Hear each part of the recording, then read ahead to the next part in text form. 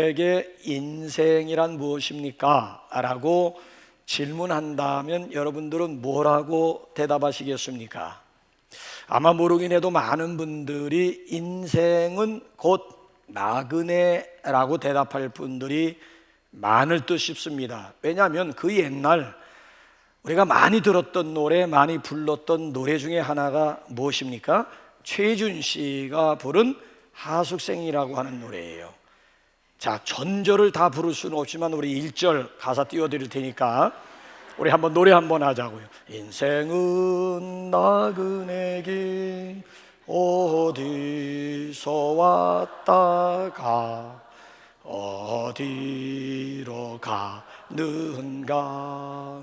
구름이 흘러가듯 또 돌다 가는 길엔 정일랑 두지 말자, 미련이랑 두지 말자. 인생은 나그네 길 어디. 틀렸어요.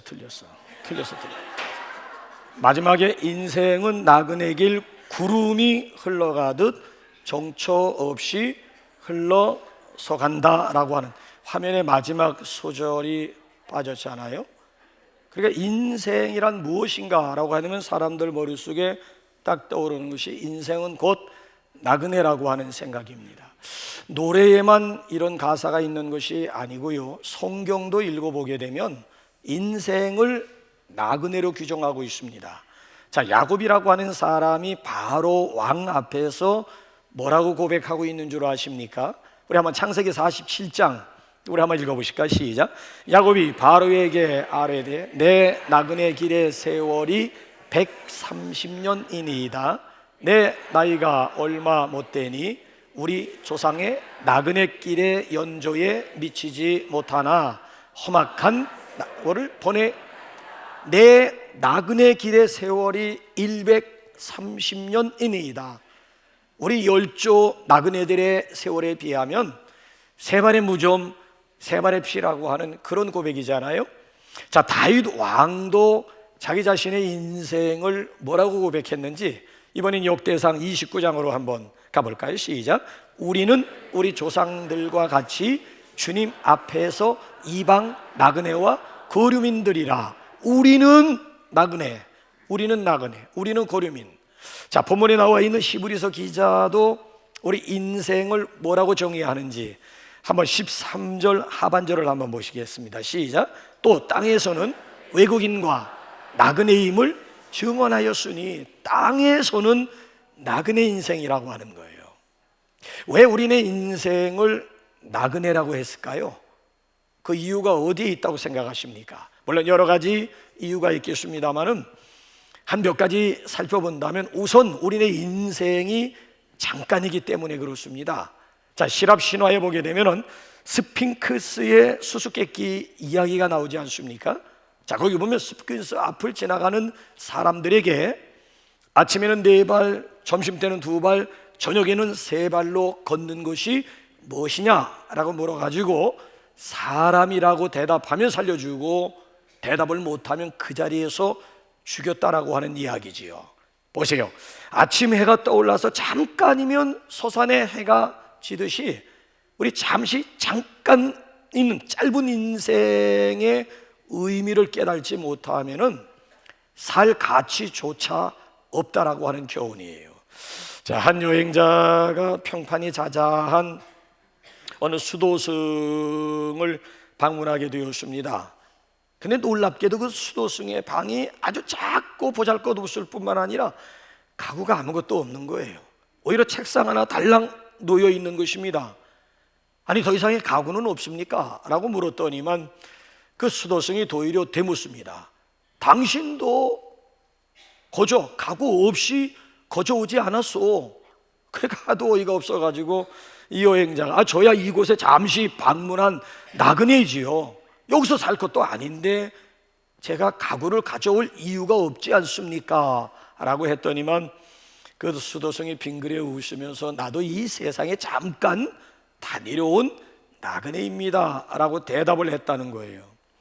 여러분, 성경을 보게 되면은 우리네 인생을 여러 가지로 비유를 하는데요, 야고보라고 하는 사람은 우리네 인생을 안개로 비유를 했고요, 다윗이라고 하는 사람은 우리네 인생은 마치 연기와 같다라고 표현을 했고요, 욥이라고 하는 사람은 우리네 인생을 콧김으로 비유를 했습니다.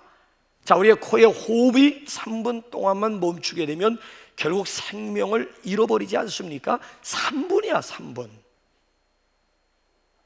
그 많지도 않아. 더군다나 이 베드로라고 하는 사람은 우리네 인생을 풀로 비유합니다. 우리 영화라고 하는 것은 풀의 꽃과 같다라고 하는 것입니다. 자, 풀이라고 하는 것은 이른 봄에 자라다가 날씨가 차가워지게 되면 결국 쓰러지고 마는 것 아니겠습니까? 공통점이 무엇일까요? 성경에서 우리 인간을 비유하는 여러 가지 비유들의 공통점이라고 하는 것은 무엇입니까? 우리네 생명이라고 하는 것은 잠시 잠깐이라고 하는 것입니다. 어떤 분들은 이 세상에서 1000년, 10,000년 살 건 모양 생각하고 있습니다만은, 그러나 우리네 인생은 잠깐입니다. 그래서 우리 옛말에도 보게 되면 초록 인생이라고 들어보셨는지요? 풀 위에 놓여있는 이슬과 같다라고 하는 것입니다. 자, 우리네 세월이라고 하는 것이 길고 한가하기만 한데, 우리 인간의 생명이라고 하는 것은 그에 비하면은 풀 위에 놓여있는 한 방울 물과 같다라고 하는 것입니다. 오늘의 어여쁜 얼굴들이 내일 가게 되면 주름살로 이어지는 것이 우리 세상 이치가 아니겠습니까? 어떤 분들은 아직까지 나는 젊고 건강이 있으니까 내 생명의 날은 창창할 것이라고 생각합니다만은 그렇지가 않습니다. 올 때는 순서가 있지만 갈 때는 순서가 없습니다. 저는 제 동생이 저보다 몇십 년 전에 먼저 가리라고는 꿈에도 생각하지 못했습니다. 순서상으로 하면 내가 먼저 간 다음 내 동생이 가야 정상 아니겠습니까? 근데 올 때는 순서가 있게 와도 갈 때는 결코 순서가 없더라고요. 모세라고 하는 사람은요 120년을 살았는데요, 자신의 120년을 되돌아보면서 딱 한마디로 뭐라고 요약을 했는가 하면은, 시편 90편 말씀을 보게 되면 자신의 지난날 120년이라고 하는 세월이 밤의 한 경점이라고 하는 것은 밤의 한 순간 같다고 고백을 하고 있습니다. 그러니까 우리네 인생이 왜 나그네라고 하는가 하면, 우리네 인생이라고 하는 것이 잠깐이라고 하는 얘기고요, 또 한 가지 왜 우리네 인생을 나그네라고 했을까? 죽을 때 모든 걸 두고 가기 때문에 그렇습니다. 자, 우리 한번 시편 49편 한 절만 더 읽어볼까요? 시작. 그가 죽음에 가져가는 것이 없고 그의 영광이 그를 따라 내려가지 못함이로다.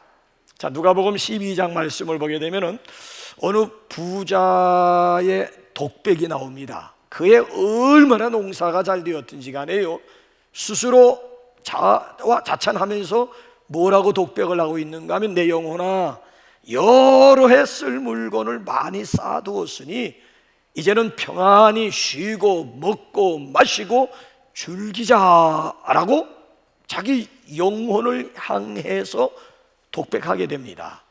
자, 그 부자를 내려다보신 하나님이 뭐라고 말씀하시던가요? 이 어리석은 자요, 오늘 밤에 내 영혼을 도로 찾으리니 그러면 내 예비한 것이 네 것이 되겠느냐. 그러니까 인간의 욕심이라고 하는 것은 끝이 없다라고 하는 거예요. 인간의 이 욕망이라고 하는 것은 채울 길이 없다는 거예요. 자, 부채를 가지고 있으면 만족할까요? 선풍기 하나 있었으면 좋겠다. 그럼 선풍기 마련하게 되면 만족할까요? 아니요. 빵빵한 에어컨디션 하나 달았으면 좋겠다. 그러니까 인간의 욕심과 욕망이라고 하는 것은 메울래야 메울 길이 없더라고 하는 그런 얘기예요. 근데 여러분, 한 가지 우리가 분명히 알아야 되는 것은, 아무리 여러분 보세요, 30평에 사는 사람들은 50평 살고 싶을 것이고 50평 살고 싶은 사는 사람들은 100평, 200평 부러운 것 아니겠습니까? 그런데도 여러분 보세요, 분명한 사실은 이 모든 것 다 두고 가야 된다라고 하는 거예요. 가져갈 수가 없다는 거예요. 저는 제 주변에서 이런 분들 여러 분 보았습니다. 정말 악착같이 모았어요. 먹을 것, 마실 것, 쓸 것, 입을 것 아껴가면서 꾸역꾸역 모였음에도 불구하고 갑자기 세상 떠나는 거예요. 엉뚱한 사람 좋게 만들더라. 엉뚱한 사람이 들어와가지고 그동안 모아놓았던 것 쓰는 거 보면서 주변에 있는 사람들이 얼마나 안타까워. 인간이라고 하는 것이 참 너무 허무한 거 있지요. 아니 어느 어느 동네에 아주 만석지기가 있었습니다. 그 면에서는 그 사람의 땅을 밟지 않고는 지나갈 수 없으리만큼 어마어마하게 땅을 가지고 있는 부자가 있었습니다. 근데 보세요, 산삼 아무리 많이 다려먹으면 뭘 합니까? 결국 세상 떠날 날이 되어가지고 자식들에게 땅 문서 다 가지고 오라고 하더니만 그걸 글쎄 가슴에 끌어안고 눈물 흘리면서 마지막 세상 떠나더라고 하는 거예요. 아무리 많이 소유했으면, 아무리 많이 쥐고 있으면 손가락에 가락지 하나 끼고 가지 못하는 것이 우리의 인생이라고요. 그래서 유대인의 탈무드를 보게 되면은 수위에는 주머니가 없다라고 하는 의미심장한 말이 나와요. 사람이 죽음에 있는 수의에는 주머니가 없다라고 하는 이야기예요. 생각해 보게 되면 허무하기 이를 데 없지 않아요? 그래서 인생을 나그네라고 얘기를 했고요. 또 한 가지 이유가 있다면 반드시 그 인생 여정 마칠 때가 있다는 것입니다. 여러분, 꽃이 피게 되면 결국 그 꽃은 떨어지게 되어 있지 않겠습니까? 사람이 한 번 태어나게 되면 반드시 한 번 죽게, 이거 하나님의 정한 이침을 말씀하고 있습니다. 그 후에는 반드시 심판이 기다리고 있다는 거예요. 나그네 인생이라고 하는 것은 이 세상에 오래 머물 수가 없습니다. 그래서 인생을 하숙생이라고 하는 거예요. 여러분, 하숙집에 오래 머무를 수 있습니까? 아니에요. 결국 일정한 기간이 지나게 되면 그 하숙집을 떠나게 되어져 있는 것 아니겠습니까? 어차피 저와 여러분들은 떠날 몸들이라고요. 한 번 태어났으면 한 번 죽는 거 하나님이 정하신 이치임을 분명하게 말씀해 주고 있습니다. 부자나 가난한 자나 높은 사람이나 낮은 사람이나 이 죽음을 피할 길이 없다는 거예요. 자, 그러면 죽은 후에는 어떻게 될까요? 죽음이 끝이라고 생각하십니까? 나 죽으면 끝이라고요? 누구 맘대로요? 그럴 수 없다라고 하는 것이 문제 아니겠습니까? 그래서 성경을 읽어보게 되면 죽음 후에는 반드시 심판이 기다리고 있다는 거예요. 이 땅에서 하나님을 믿는 사람들은 심판대를 통해서 약속된 하늘나라를 유업으로 이어받을 수 있는 주인공이 될 수가 있고, 하나님을 믿지 않는 사람들은 형벌 심판과 함께 불못, 지옥이 기다리고 있다라고 하는 것입니다. 근데 놀라운 사실은요, 예수님을 믿는 사람들은, 아니 특별히 하나님을 믿는 사람들은 나그네 인생이 아니고 순례자의 인생이라고 하는 것입니다. 여러분들은 나그네와 순례자의 차이가 뭔 줄 아십니까? 자, 우리 한번 그 차이점을 한번 예수님이 뭐라고 구분해 주셨는지 한번 요한복음 8장 14절 한번 보실까요? 시작. 예수께서 대답하여 이르시되 나는 내가 어디서 오며 어디로 가는 것을 알거니와 너희는 내가 어디서 오며 어디로 가는 것을 알지? 알면 순례자 인생이고 모르면 나그네 인생이 되는 거예요. 내가 어디서 와서 어디로 가는지 모르면 나그네 인생입니다. 그러나 내가 어디서 와서 어디로 가는지를 알면 순례자 인생입니다. 자, 예수님은 나는 어디서 와서 뭘 하다 결국 내가 어디로 가는지 안다는 것 얘기잖아요. 그러니까 예수님이야말로 순례자 인생의 대표적인 모델이 되고 있다라고 하는 이야기예요. 하늘나라 본향을 떠나 객지에 와가지고 미션, 사명 감당하다가 그 사명 끝나면 다시 본향으로 돌아가는 것, 이것이 바로 순례자의 삶이라고 하는 이야기예요. 사는 이유가 분명하고요, 돌아갈 목적지가 너무나 분명한 거 있지요. 돌아갈 내 고향 하늘나라 저 높은 곳을 향하여 날마다 나아갑니다. 내 뜻과 정성 모두오 날마다 기도합니다. 자, 그러면 이런 나그네 인생에서 순례자 인생을 사는 비결이 어디에 있을까요?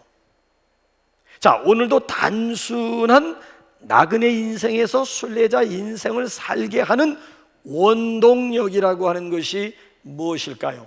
간단합니다. 자, 우리 한번 13절 상반절 읽으면서 한번 정리 한번 해볼까요? 시작. 이 사람들은 다 믿음을 따라. 자, 이 사람들이 누구예요? 그 앞에 1절부터 12절, 또 12절뿐만 아니라 오늘 본문 16절 이하에 나와 있는 모든 믿음의 사람들, 믿음의 선조들, 믿음의 영장들이에요. 이 사람들은 다 이 세상 살 때 믿음 따라 살다가 결국은 믿음 따라 죽었다라고 하는 얘기예요. 그래서 본향 하늘나라의 주인공들이 될 수가 있었다는 것입니다. 자, 한번 보세요. 15절 16절 한번 본문 말씀 다시 한번 우리 한번 읽어볼까요? 시작. 그들이 나온 바 본향을 생각하였더라면 돌아갈 기회가 있었으려니와 그들이 이제는 더 나은 본향을 사모하니 곧 하늘에 있는. 자, 15절 16절의 차이점이 뭐지요? 15절은 이 땅의 고향을 얘기하고 있는 겁니다. 이 땅의 본향을 얘기하고 있는 겁니다. 자, 16절은 이 땅의 본향, 이 땅의 고향이 아니고 하늘에 있는 고향, 하늘 본향을 말씀하고 있는 거예요. 자, 15절 보게 되면 일반 사람들도 고향이 이북이 아닌 이상 고향 생각하기면 오늘이라도 갈 수 있다는 거예요. 아, 전라도 해남이라고 못 가겠습니까? 마음만 먹으면 생각하기만 하면 얼마든지 돌아갈 수 있는, 고향으로 돌아갈 수 있는 기회가 있다는 거예요. 마찬가지로 하늘나라 본향, 우리가 하늘나라의 본향에서 이 세상 나그네로 이 세상에 왔잖아요.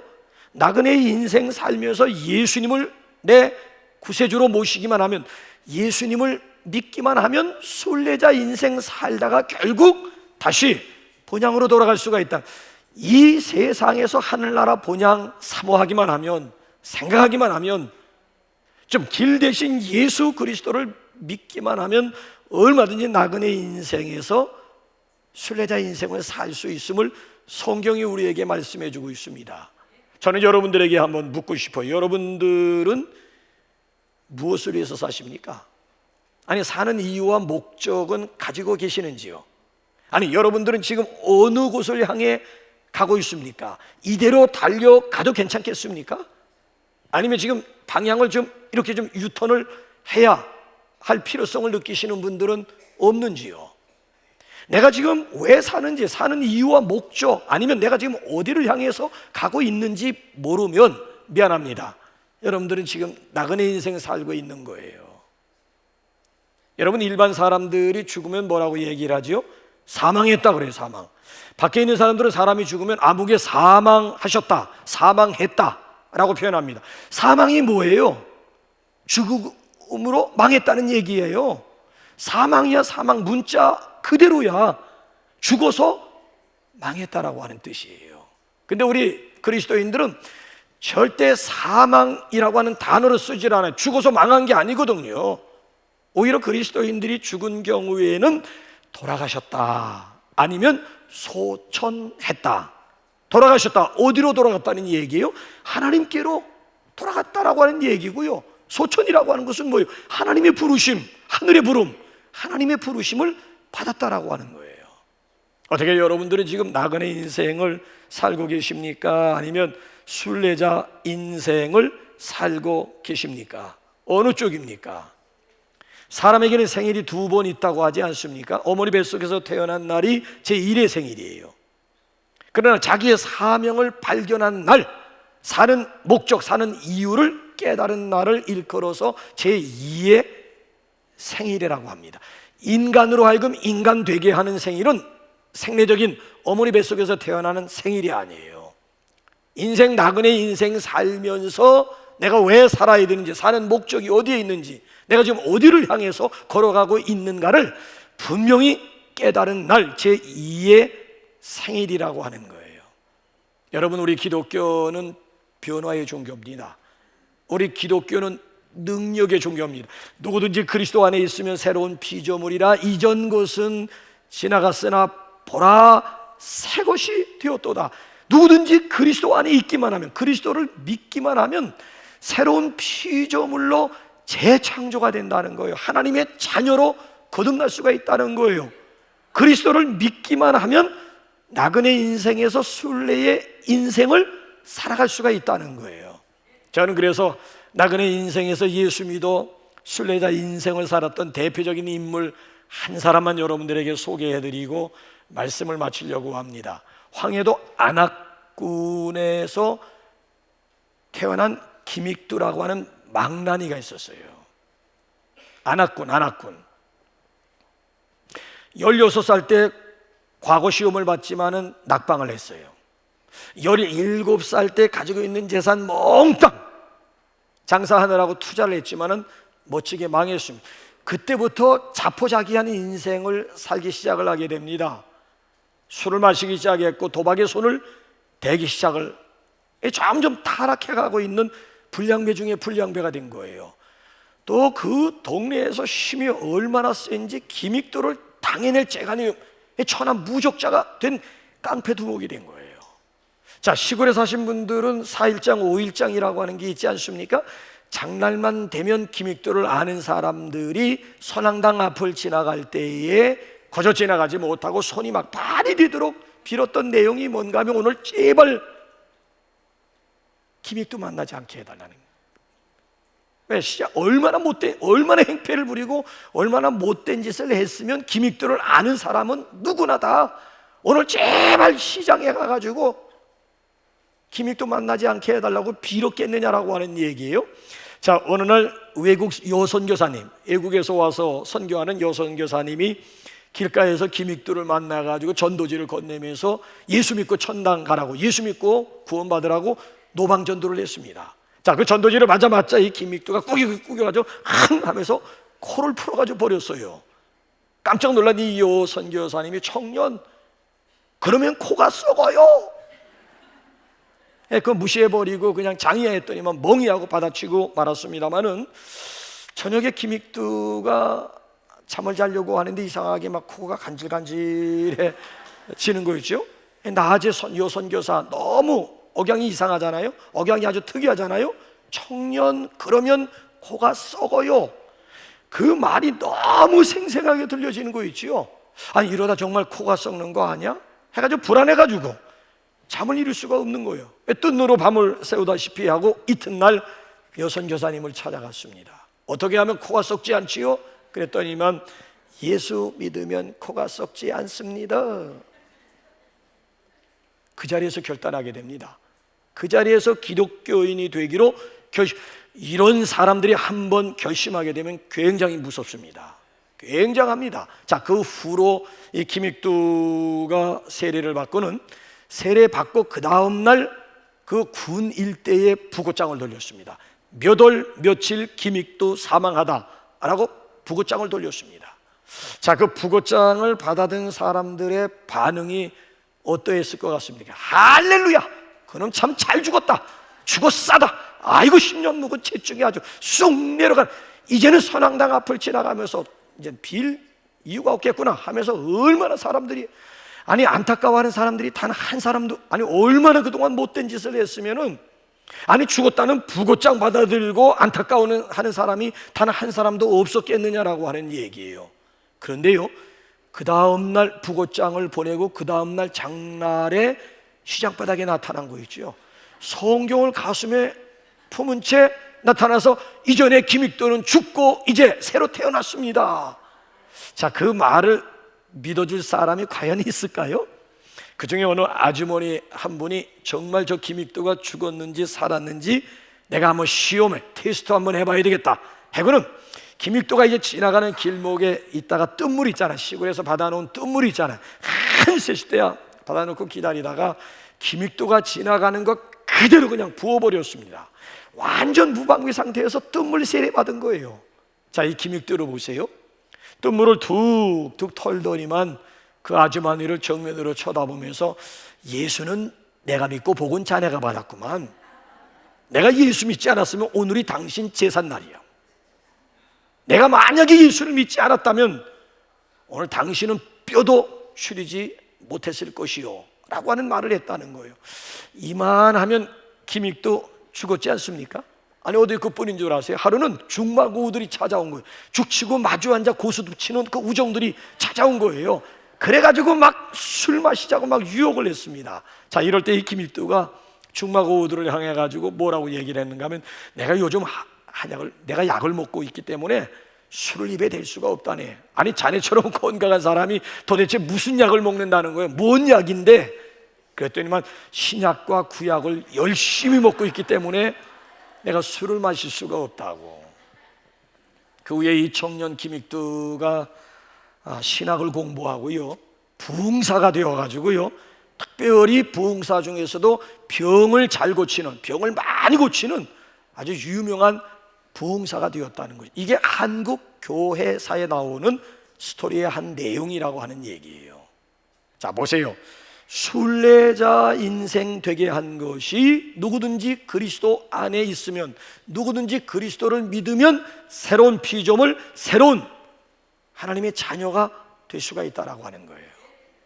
혹시 여러분 가운데 지금 나그네 인생길, 정처 없이 떠도는 나그네 인생길에 계신 분들 있습니까? 오늘이 터닝 포인트 할 수 있는 절호의 날이 될 수 있기를 주님의 이름으로 축복합니다. 더 이상 목적지도 없이 방황하는 나그네 인생 아니고, 이제는 사는 이유가 분명할 뿐만 아니라 돌아갈 목적지가 분명한 우리 하늘나라의 주인공들이 될 수 있기를 우리 주님의 이름으로 축복합니다. 우리 이 시간